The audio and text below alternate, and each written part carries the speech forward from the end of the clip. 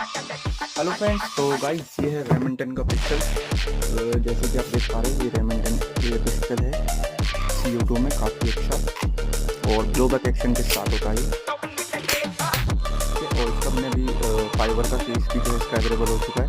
इसको आप पेंट में भी लगा सकते हैं और जीन्स वगैरह में भी लगा सकते हैं। इसको बहुत ही प्यारा है, देखिए इसमें डालते ही ये पूरा लॉक हो जाता है, ये बाहर नहीं निकलेगा। काफ़ी अच्छी क्वालिटी का, एकदम फर्स्ट क्लास। तो इसको यहाँ से बटन दबा के ये बाहर हो जाता है। तो इसका जो केस है ये भी हमारे आपको मिल जाएगा। काफ़ी अच्छा और एकदम प्यारा पीस है और ये पिस्टल भी बहुत ही अमेजिंग लुकिंग के साथ।